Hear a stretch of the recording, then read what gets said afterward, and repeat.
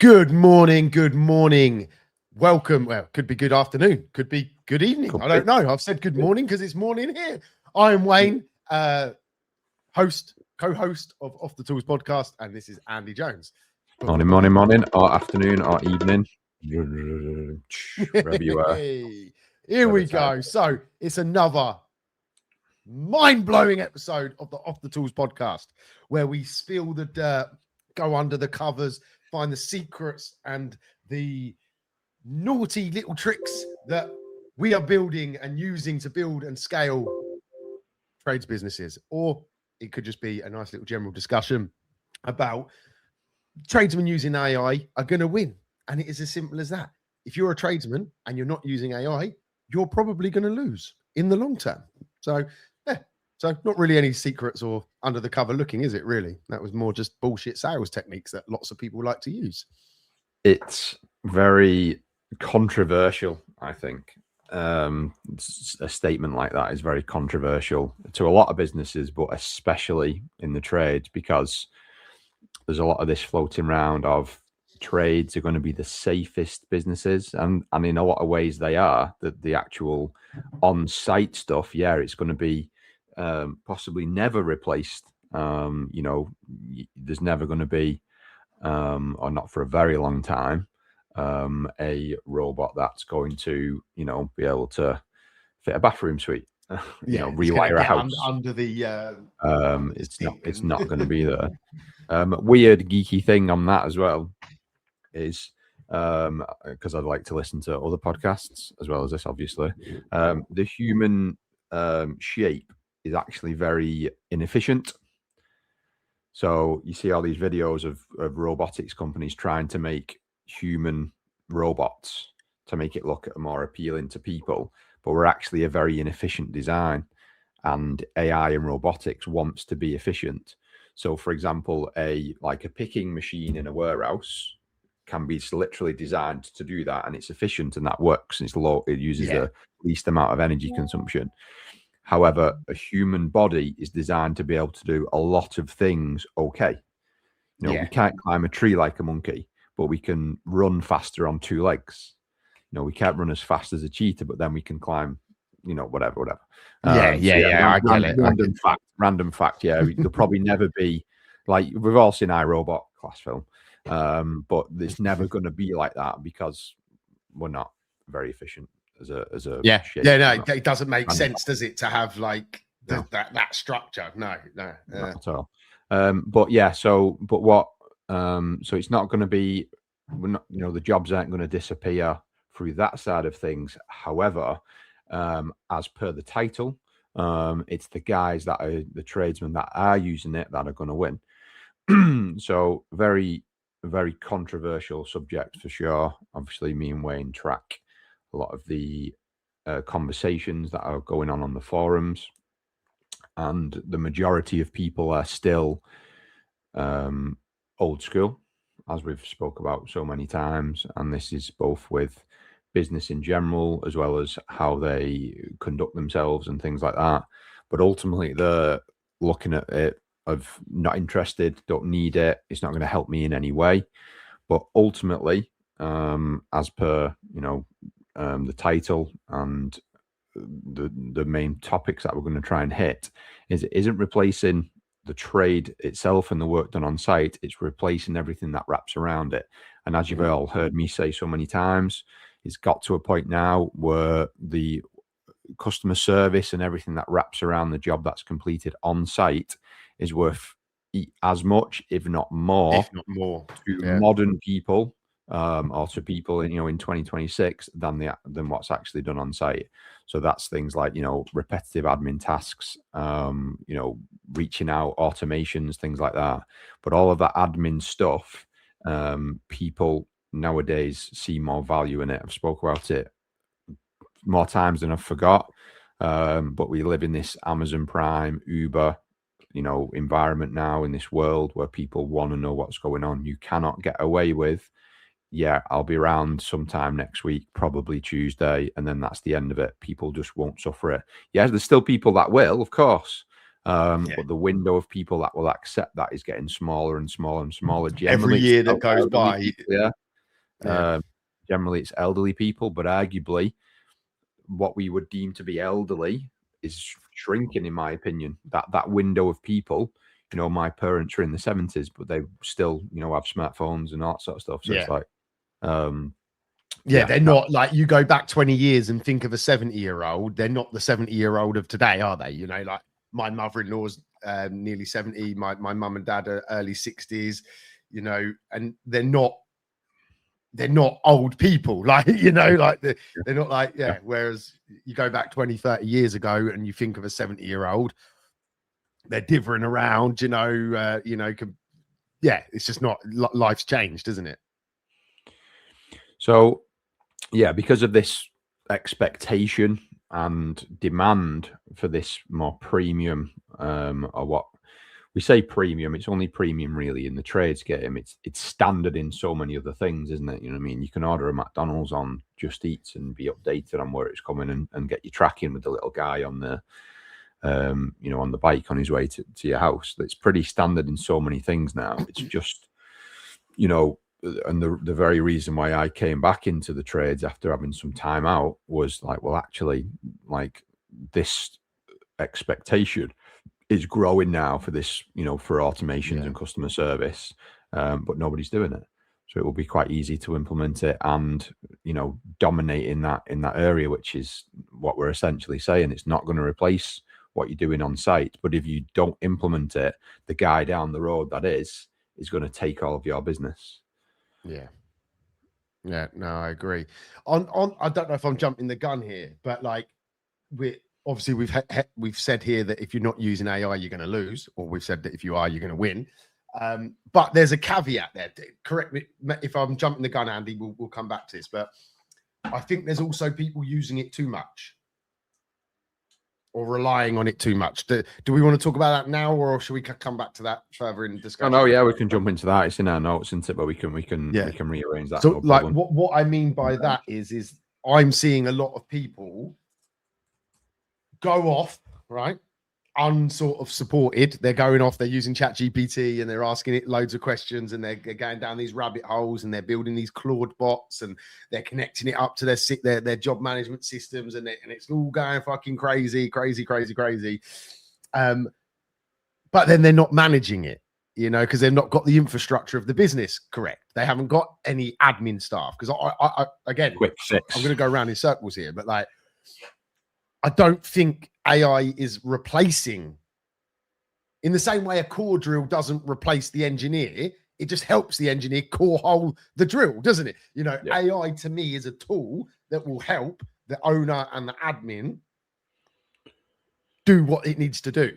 And I think a lot of people they're trying to go to this Havana state, if that's even a word, where in their head the AI just does everything. The customer rings, they get booked in, and everything runs completely smooth, and they don't have to do anything. That ain't reality. AI isn't going to be able to do that in a moving business like this. AI can do that in a warehouse where there's static things and it's got to move things from A to B and blah, blah, blah, blah, blah. AI is going to be a great tool, but it's not going to replace the need for physical input, and I just see so many people spending a lot of time, a lot of money, and quite frankly, using a lot of unskilled advice. They're Googling it, they're going on forums and just hearing what Dave down the road has fucking made on fucking ChatGPT or whatever it might be, and then thinking that they can do it, which is fine, right? And some of those guys are going to build something that is really good and does the solution that they need it to do. But only if they adapt, only if they bring people in that then use that tool. That's the key for me. It's all right having all of the tools in the world, but if you don't know how to use it, you put a router in front of me now, right? Amazing tool. You can do all bespoke furniture and route out all of this stuff. I can't fucking use the thing. I'd cut my finger off before I could route some grooves into some paneling, because I don't know how to use the tool. Yeah. And that's what worries me a little bit, is that people are seeing it as an easy I'll just do this on AI and it will solve all my problems. I had I won't mention any names, but we had I had a conversation with a couple of lads, and they were going through their wish list of what they wanted in their business. And basically, by the end of the conversation, I said, right, okay, what you've said there, realistically, can be achieved. You know, there's nothing there that you've said can't be achieved with AI. I said, but you could also achieve everything you've said there with an admin person, right? And then that admin person can run the AI. So now you're getting double the leverage because you've got someone in-house working the machine. And it blew their mind. They were like, oh, I never thought of it like that, you know?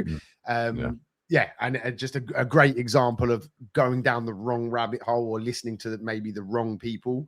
And maybe people that are just trying to sell I mean this in the nicest way. Everyone needs to make money and everyone needs to make a living, but there's some people out there in this industry that are just selling shit for the sake of selling shit, you know, just to line their own back pocket. And you know, anyone that knows me and knows what we do at Off the Tools, yes, we sell stuff, yes, we make money, of course we do. I'm a fucking business, but we do it, or I believe I do it in the right way. I won't sell stuff that isn't actually going to help people.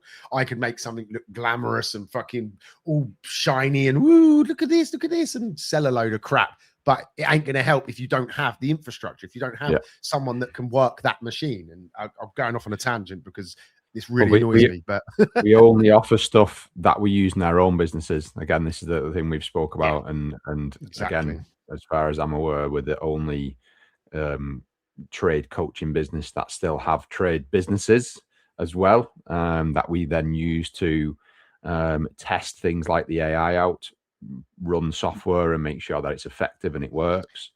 But my take on the AI is that it adds another sort of 1 to 1.5 admin diary capacity, but it needs to be from number 2. So maybe an easier way of explaining that is it's like having 2 members of the office team when you've only got 1, but you'd still need that base 1. They can run it, they can alter it, and they can keep an eye on it. Ultimately, you know, there's the biggest thing really, I would probably say, is the call answering. That seems to be the thing that's got all the pop-ups are for that. It's being really pushed onto the trades. And it's being, as you said, sold as a solution, as a full solution to a problem, but it's not. So again, we've tested this in our business. SalesLine has AI call answering features. However, what we found is that customers aren't really ready or particularly accepting of it. Definitely not. Other than to let it, to give it for the customer to feed it some information. And then it still needs to be picked up by someone, ideally someone in the admin team. But we now only have it running completely out of hours. I mean, we have office staff working in the evening and stuff, but that's different. But to think of it as you can just set it, you know, people are going to ring up, talk to the AI, that it's going to take all the data, it's going to book a job into your diary. It's not going to work like that. The technology is there, of course it is, but people are not ready for it yet, and they're not particularly accepting of it. It's the other stuff that we can build in, or we often build in for the lads in Alliance, that is what's particularly effective. So it's things like booking reminders, booking confirmations, sending out automated review requests, which can obviously all be timed and built out, things like that. But ultimately, it's leveraging those boring tasks and giving you access to an additional member of the office team that is obviously much lower in cost, but also is a lot more set and forget when there is someone managing it. So it sounds a bit contradictory, that, because we just said it's not set and forget, but it's set and monitor. Monitor. That's loads and loads of input in. It's set it, and then, oh, actually that's not quite worked right, or we've had some bad feedback for that. Again, we had not the best feedback from the AI call answering, even though it's very, very good and it's been well built out. But it has to be monitored, essentially. And a huge elephant in the room here, right? And I've got a feeling we've spoke about it somewhere. It might have been on a Wayne's World or something, I don't know. But you know, there's a reason customers are choosing to go with Twin Sun. There's a reason customers are going with Warmer Home. There's a reason they're going for smaller companies. And that's because they don't want to be just a number. They don't want to be just part of that system. So yes, it's all well and good having all this AI and all of this shit, but there's a lot of your customers that want to have that personal experience. And that's where I think a lot of people are going to fall foul of these AI systems, because they're actually going to drive customers away from them if it's not managed neatly enough.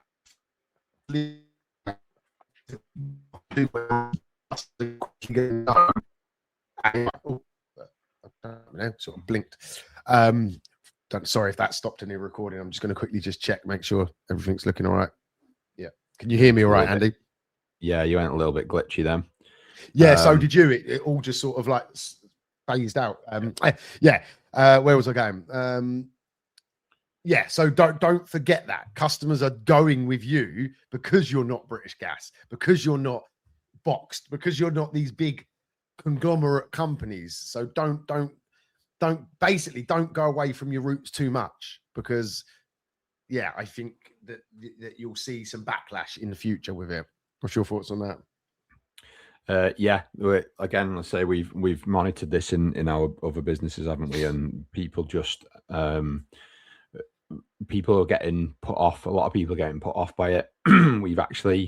we even received a 1-star review because somebody rang in, and this was before we had the out of hours ladies working, but they spoke to the AI and decided to leave a bad review. That's how much some people still dislike it. They rang a trade business out of hours. It was like 8:30 on a Wednesday or something, and they decided to leave a bad review purely because we had that. So that just shows, in some ways, that would have been better just ringing out or going to a voicemail. Yeah. So it's it's just that it's very early in the game. Not for AI call answering. AI call answering and chatbots have been going for 15 years on, I remember trying to sort out new car insurance and it running through AI, God knows how long ago. But as I said at the beginning of this, trades businesses, not only are they very antiquated, they're also, people know they are, and they're generally viewed as it. So people, it's like the majority of this industry, the trade game, is sole traders. So yeah, a lot of the time people ring up and expect to speak to the sole trader. I get there's pros and cons to that, as we've spoke about in other podcasts, but an AI call answering kicking in when it's a one-man band is going to look even worse than, it's different if they're ringing British Gas or a big company. There's plenty of big companies around here. If an AI answers that, it's different. There's a different expectation. But when they go to ring Dave down the road and he's just plugged in this AI that somebody sold him on a Facebook ad, and they're like, well, I normally ring Dave. What's happening here? And then the phone goes down. Yeah. So yeah, that's my input on the call answering side of it. But it's the back end, isn't it? Really, that is where it really, really shines. That you can have it running, and people think it's being done manually when it's not. Yeah, and that for me is the power. It's the AI that isn't seen as AI. So like we have tools that stitch things together. Right, that's AI. Yeah, that it's an AI connection that takes data out of one software, puts it into another, and does certain things. So, for example, what's a good example of that? Okay. So you book a job in on, let's say, ServiceMate, because that's what most of the people that we work with use. Based on the type of job that you book it in, obviously. What that then does is the sync lion that I've built basically extracts the data, spits it into sales lion and or quote lion or whatever it is. We've got lots of different softwares it pours to, and then based on the specific type of job or the answer to a question or whatever, it will then fire off specific things that need to be done. So a great example of that is if someone books a boiler service on ServiceMate, that will fire out an automatic boiler service confirmation, not just a job confirmation like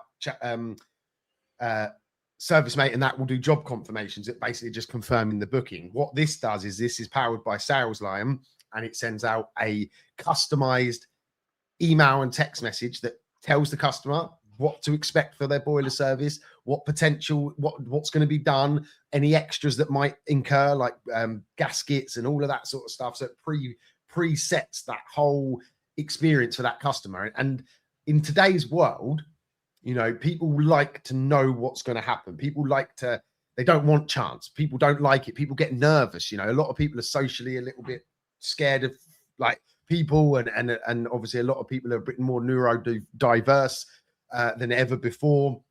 So having a random geezer turn up at their house is quite a scary thing. Whereas if they know, right, they're going to turn up, they're going to do this, they're going to need access to this, this is what's going to happen, and you lay things out. That's just one example. We do the same for boiler breakdowns. We do the same for plumbing repairs. We do the same for flushing. Like, you know, there's a whole world of different scenarios, even to the point now, again, thanks to AI, you know, we can now, based on an answer in a form. So if you're filling out your CP12, based on the answer, we can set up actions to kickstart based on that. You know, the world is opening up for AI, but it's got to be managed right. It's got to be done correctly with people monitoring, as Andy mentioned that earlier, didn't he? The monitoring of it, making sure that, you know, you wouldn't just leave a submarine to run on its own, would you? Technically, it probably can, right? You know, but they have engineers, they have people that are going around making sure that everything's tightened up, nothing's going loose, nothing's going astray. And this system, this tool, is no different to any other tool in your case, is it? Another little rant.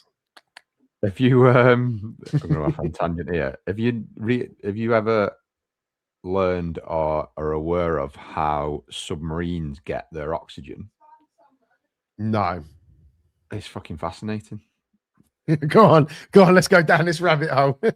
Like, let me I want to guess that it's getting extracted out of the water, maybe. It is. It's fucking amazing. It is, yeah. So submarines generate their own oxygen by taking seawater, purifying it, running it through an electrical process. It breaks down the water molecules into oxygen for the crew to breathe and hydrogen, which is then expelled back into the ocean. Fascinating. So it's self like, yeah, I've never really thought about it. I guess I presumed it just had oxygen tanks. I don't know. Yeah. I've never thought about it. It uses obviously the nuclear reactor, and does that, and it can generate thousands of liters of oxygen an hour. They have. Have you ever seen an oxygen candle? Nah. They're pretty clever as well. That's like a standard issue in certain environments. But it's basically a special candle made of sodium chlorate and iron powder, and when it burns, it produces oxygen as part of the process. Oh, wow. Okay. Chemical reaction when it burns. And then the whole thing is passed with carbon dioxide scrubbers, which is a little bit like a rebreather. Obviously, those who know me, have listened to me, know I do scuba diving. And you've seen recreational gear. What a lot of the pros do is they use a rebreather system. So like you only use about probably 15 to 20% of the oxygen in a tank, in a compressed air tank. The rest is all the bubbles that you're blowing out, and it's wasted. On a rebreather system, it does a similar thing. It sends it back for a rebreather, takes the oxygen out of it, takes the oxygen out of the wasted air, and then you get to, and it runs it through a process. There's lots of safety things involved, but it allows you to get, 3-4 times as long out of a tank of air. Pretty clever.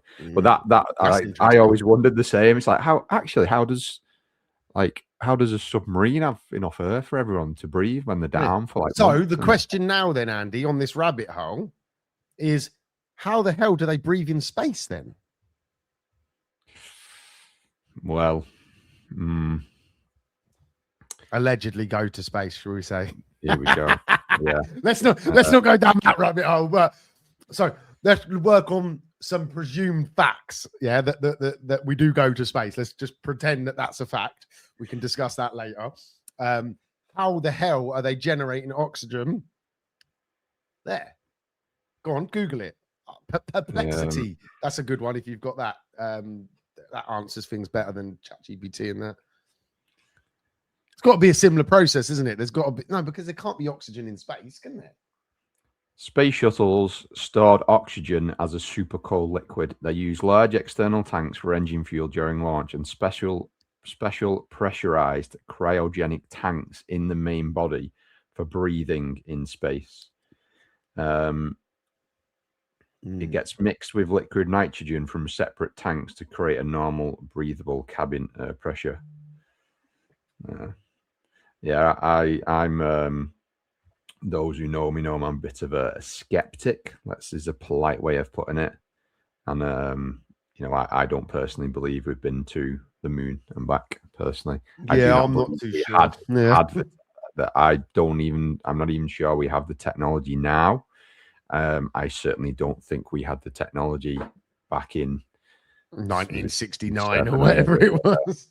I'm sure we could send something there, but like just the amount of fuel required and the like you say, the oxygen thing is just Anyway, we're going. Well, Elon Musk basically like he obviously can't say it, but he basically was like how much fuel you'd need basically made it impossible. Like back then, and it's like only just is it called the radiant belt or whatever it's called? Yeah, getting past that, like because you've got the magnetic pull, haven't you? The whole thing that keeps us safe is trying to keep everything out or in, and it's like I don't know. Yeah, crazy. Anyway, that's a whole different podcast. Maybe we need to just start. We can do a free flow, not to do with off the tools where we chat shit about that. We could do once a month where we chat shit. Let everyone need that. Let's do a little poll. Everyone we do that every week anyway. True. If you want a dedicated chatting the shit podcast once a month, let us all know.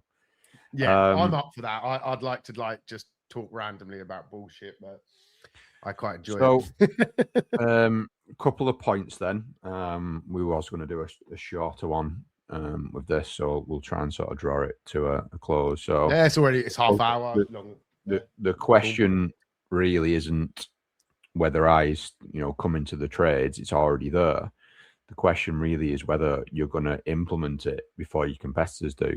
And I know most of the guys listening to this are one-man bands on their own, no office staff, etc. But you need to move forward and get into that position, or you're going to get beaten.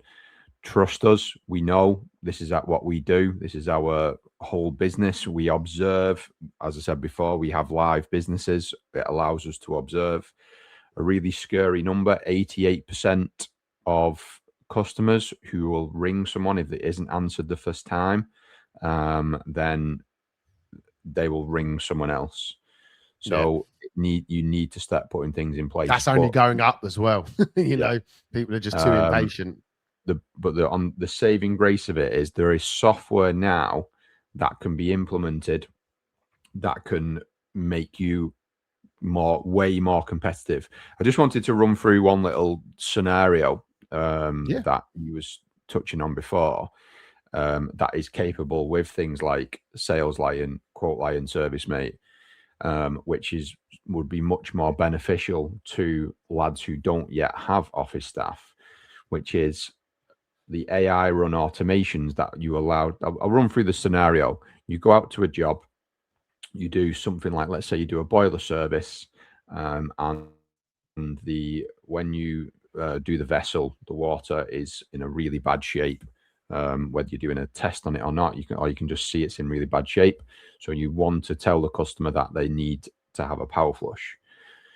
You can do it in a way where if you select when you're in that job that it needs a power flush or it's your recommendation for a power flush, Sales Line can kick in, see that you've put that trigger in place, then move over to Quote Lion and send a quote out for a power flush.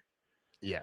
That would normally be an admin task. That would normally be sent back to the office via an engineer to say send a a take powerful 3 scope days sheet to fucking get yeah. actioned and Yeah. So there's just one like super quick example where, because I think there's a lot of this viewpoint, oh no, AIs are for the bigger businesses, they're for the the 10 engineer companies, whatever it might be. It's not. It can be done. It can be leveraged massively by guys who are still on their own. They want to move forward a little bit, but maybe they've not got the capital, they've not got enough work yet to think they can put another member of the team in place. They can start to phase some of this in already because we've built it. Yeah.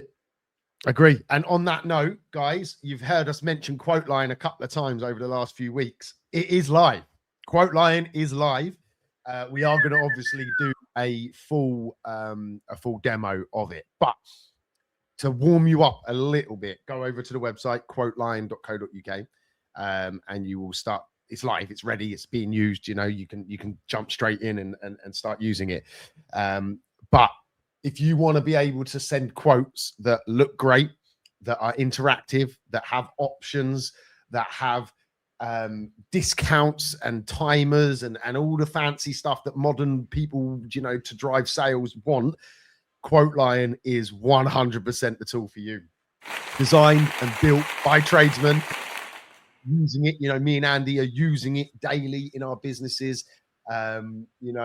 It works. It 100% works. It looks great. It sells amazingly. Your customers just can choose whatever it is that they want.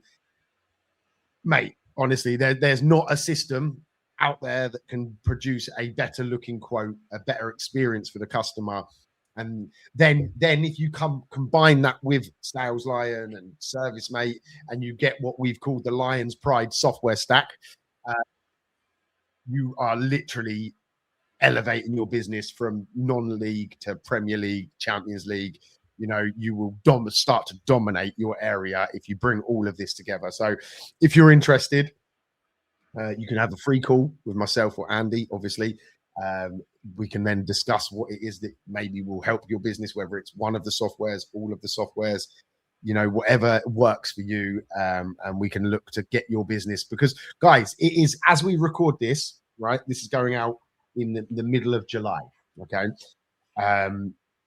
There's only a month or two before we in winter. If you're a heating engineer, winter's a massively busy period. Even other trades, plumbers, even electricians and stuff, winter lighting, and it's a busy time. Now's the time to take action. You've got a couple of month window now where you might have unless you're an aircon. If you're an aircon guy, head down, fucking get on with it. Dig that. Speak to us in the winter. Yeah, come to us in the winter, right? And if you're a landscape, whatever, again, just crack on. Right. But if you're in the other industries, then now's the perfect time to take action, to invest in the business. You've got to remember, all of this sort of stuff is a tool. Okay. Tools are an investment in the business. They're not a cost. The person that comes to me, I know instantly if they're going to be the right people, because they start talking about the costs of things.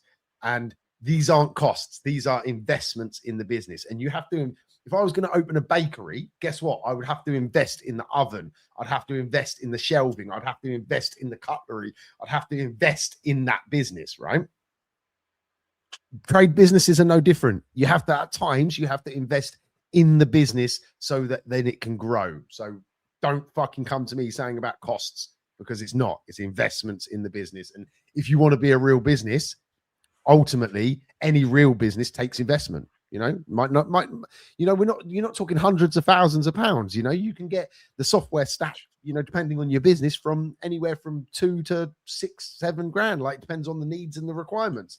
And in the scheme of trades businesses, that ain't a lot of money, lads. You break that down over a 5-year period, because that's how long at minimum the system should sort of give you. You're talking pennies a day, and you could have an all singing, all dancing, next level 2026 and beyond ready business. Rant over, upsell over to you, Andy, before I lose my voice. Thank you.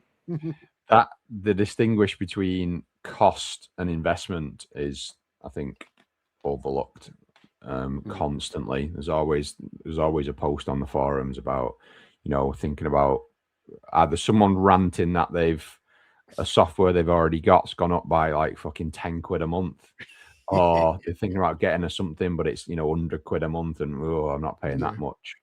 Again, it's always this tradesman viewpoint rather than business owner viewpoint. And I'm sorry if you don't like me saying it, but if you are self-employed running your own jobs, you are a business owner. Like if you're a subby, it's different. Like, you're a subcontractor, but you're not really running your own business. But if you're managing private customers and you're running your own business, you have a business. You might be an accidental business owner, but you have to think like a business owner, or you're going to be beaten by the guy down the road who is. It's a stark reality check for so many guys. You've been able to get away with it for a long fucking time. 20 years of being free pass, mate. They've had all passes, as the Americans call like it. The local friendly tradesman is enough. It used to be enough. Me and Wayne were commenting on a post the other day that we had to have a laugh about, because it was a conversation about marketing and reviews, online reviews and marketing. And somebody said, if you need to have online reviews and you need to pay for marketing, you're doing something wrong. And I was just like, mind blown. And that's the guy that is going to be working until he dies. Until one day his knees back working up. for someone else as well, probably. Working for someone else.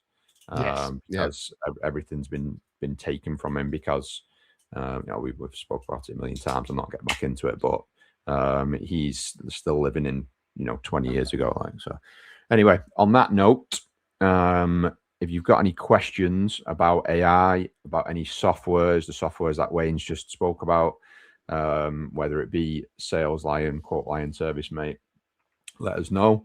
The website, just head over to quotelion.co.uk. I am going to be building out some free templates for people. They can download it. Free? There's a free trial. Free? Are you mad?